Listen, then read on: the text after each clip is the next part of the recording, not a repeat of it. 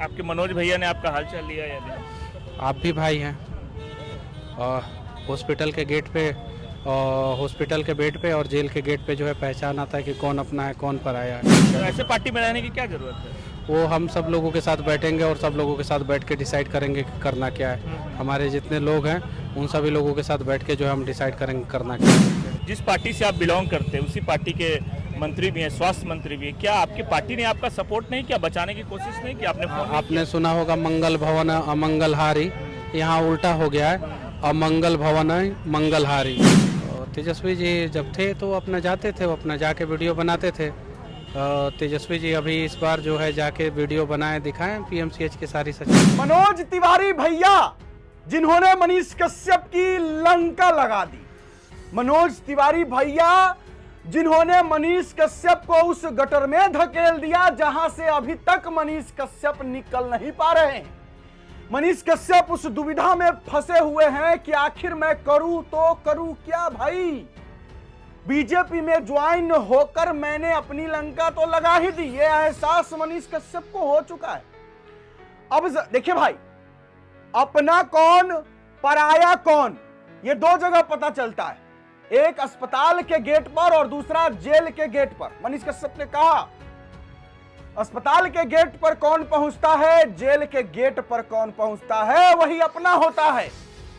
माननीय मनोज तिवारी भैया का अभी तक एक कॉल भी नहीं आया, एक कॉल भी मनीष कश्यप जी को नहीं आया कि मनीष कैसे हो तुम। तो क्या मनीष कश्यप को यूज किया गया? जी बिल्कुल, मनीष कश्यप को बीजेपी ने यूज किया है।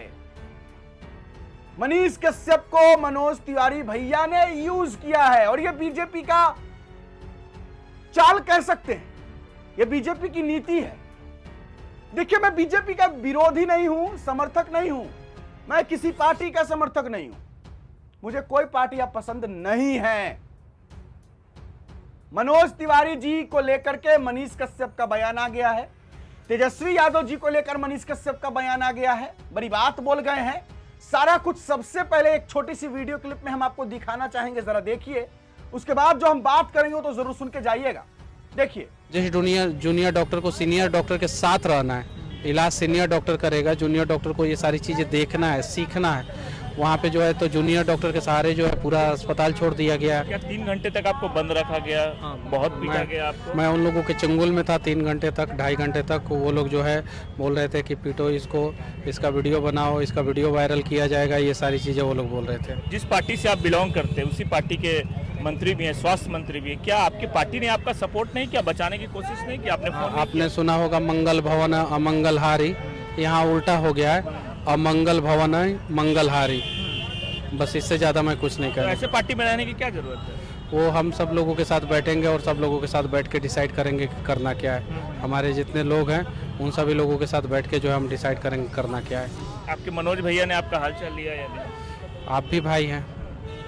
और हॉस्पिटल के गेट पे हॉस्पिटल के बेड पे और जेल के गेट पे जो है पहचान आता है कि कौन अपना है कौन पराया है, ये चीज़ें है। ठीक है, आपके मनोज भैया ने, मनोज तिवारी ने ही आपको ज्वाइन करवाया था पार्टी? हाँ, व्यस्त होंगे कहीं, अभी लगन उगन का समय है तो व्यस्त होंगे, फ्री होंगे तो शायद से पूछेंगे। तो फोन भी आपको नहीं किया मनोज तिवारी? अभी तक तो नहीं है। नहीं, अंदर से नहीं लग रहा है कि जिस पार्टी में हम रह रहे हैं मेरी कोई वैल्यू नहीं है, जब हम मुसीबत में रहते तो कोई साथ नहीं देता? अब सोचिए, हमारे जैसे लोगों के साथ अगर नहीं खड़े होंगे तो बिहार के आम जनता के साथ, बिहार के गरीब लोगों के साथ कैसे कोई खड़ा होगा? यहीं अब बिहार के लोग डिसाइड करेंगे और हम सबसे पूछेंगे, सब जो बोलेंगे वही मैं करूँगा। खबर ये भी आ रही है कि आप बीजेपी से इस्तीफा देने वाले हैं? अभी मैंने इसके बारे में नहीं सोचा है, लेकिन सबके साथ बैठेंगे, सब लोग जो बोलेंगे कि रहिए तो रहेंगे, बोलेंगे छोड़ दीजिए तो छोड़ देंगे। लेकिन ये तो लग रहा है ना कि पार्टी में रहने का कोई फायदा नहीं है। पार्टी में रहने का फ़ायदा और नहीं फ़ायदा, नुकसान, ये सारी चीज़ें जो है मैं 1-2 दिन में क्लियर कर दूंगा। सारी चीज़ें 1-2 दिन में क्लियर कर दूंगा। पिछली बार बिना सोचे समझे जो है मैंने निर्णय ले लिया था, उसका खमियाजा जो है आज तक भुगत रहा हूँ, ये चीज़ है। अब जो है सोच समझ के निर्णय लेंगे। क्या अब एफआईआर कीजिएगा, क्योंकि आपने एफआईआर नहीं किया? एफआईआर करने से अगर सिस्टम बदल जाए तो एफआईआर कर देंगे, लेकिन एफआईआर करने से सिस्टम नहीं बदलने वाला है। अब बिहार के लोग देखें कि किस प्रकार से जो है वहाँ पे तानाशाही होती है और उसके बावजूद जो है कोई कार्रवाई नहीं होती है। लोगों को खुद पता चलेगा और लोग जो है खुद इसका जवाब देंगे। क्योंकि चुनाव नज़दीक है अब। और चुनाव के बारे में अभी हम लोग नहीं सोचे हैं। अभी हम लोग सोचे हैं कि किसी भी हाल में जो स्वास्थ्य व्यवस्था है उसको दुरुस्त किया जाए। अब तबीयत कैसी है आपकी? अब थोड़ा सा ठीक है। थोड़ा सा ठीक है। अभी आराम कर रहे हैं या गांव जा रहे हैं? अभी तो हम आराम करेंगे। डॉक्टर साहब ने 7 से 10 दिन तक आराम करने के लिए बोला है, तो आराम करेंगे। उस बीच में जो है कुछ कुछ करते रहेंगे। किस चीज़ से मारा गया था आपको पीएमसी? अब वो उतना पता नहीं है। उन्होंने जो है वो 150 से 200 की संख्या में आए। लाठी डंडा बहुत सारी चीज़ें, तो बहुत सारी चीज़ें हैं। और बस उन लोगों ने पीटा और 3 घंटे तक मैं उनके चंगुल में रहा। उसके बाद से पुलिस बीच में इंटरफेयर किया। उसके बाद से मैं वहाँ से छूट पाया। एक घटना का मैं आपको जिक्र कर दूँ। तेजस्वी यादव पीएमसी जाते हैं, डॉक्टर जब जिस समय वो सरकार में थे डॉक्टरों से मिलते हैं, डॉक्टरों को फटकार भी लगाते हैं। लेकिन आज के समय में आपके साथ इतना कुछ हो गया लेकिन स्वास्थ्य मंत्री ने कुछ नहीं किया। शायद जो है वो कहीं और कोई नया अस्पताल बनवाने में व्यस्त होंगे, नया बिल्डिंग बनवाने में व्यस्त होंगे, नया अस्पताल में हेलीपैड बनवाने में व्यस्त होंगे। इसलिए जो है उनको फुर्सत नहीं मिला, तो उन्होंने हालचाल नहीं पूछा। हाँ, ये चीज़ है। और तेजस्वी जी जब थे तो अपना जाते थे, वो अपना जाके वीडियो बनाते थे। तेजस्वी जी अभी इस बार जो है जाके वीडियो बनाए दिखाएं पीएमसीएच की सारी सच्चाई। ये चीज़ है।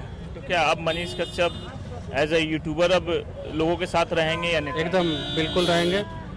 हमेशा रहेंगे, हमेशा साथ खड़े रहेंगे, हमेशा साथ खड़े रहेंगे, लोगों के साथ खड़े रहेंगे। लोग मेरे साथ हैं, मैं लोगों के साथ हूँ। अब जरा बताइए कि माननीय स्वास्थ्य मंत्री मंगल पांडे जी, माननीय सांसद मनोज तिवारी जी, माननीय उप मुख्यमंत्री विजय कुमार सिन्हा जी, सम्राट चौधरी जी, तमाम जो नेता गण हैं, मनीष कश्यप से उनकी घनिष्ठता है। मनीष कश्यप बीजेपी का नेता है, खुद को बीजेपी का नेता कहते हैं। और फिलहाल मनीष कश्यप बीजेपी में भी हैं।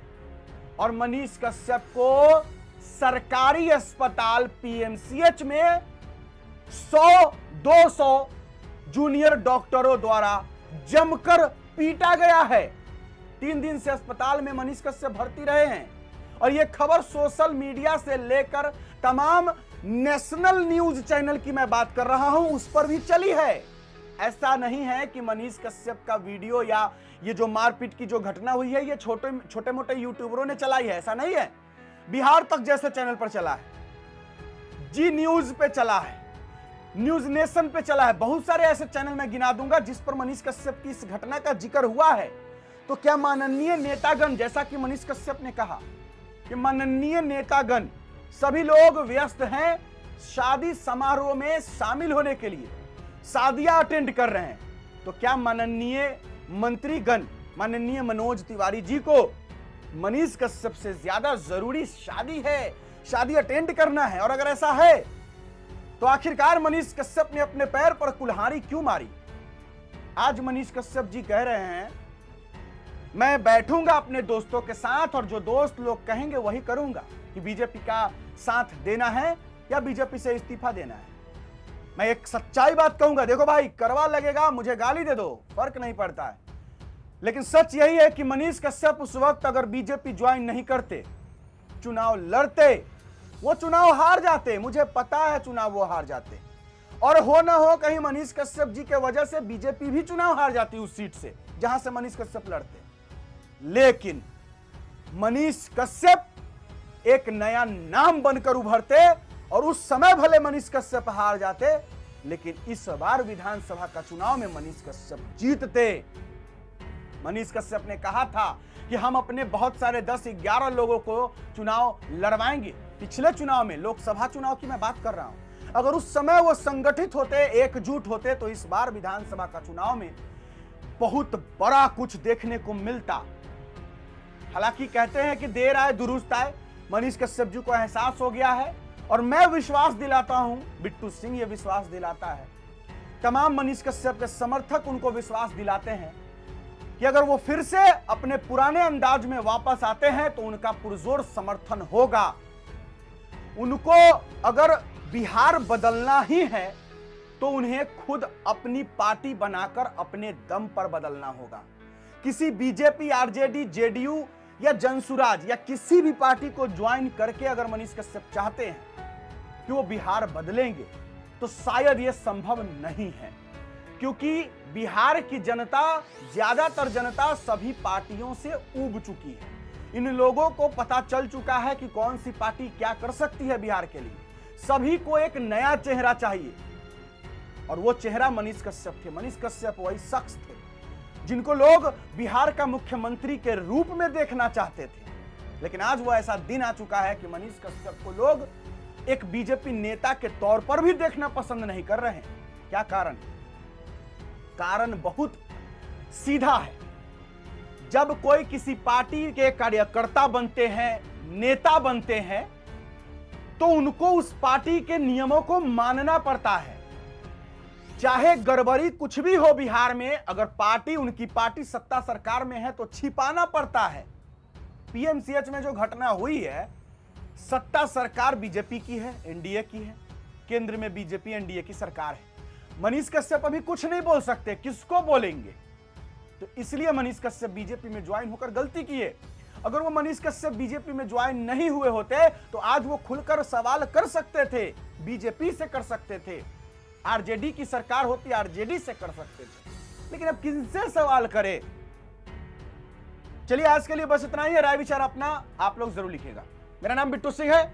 आप इस वीडियो को तो बिट्टू सिंह पर देख रहे होंगे। जय बिहार, जय हिंद।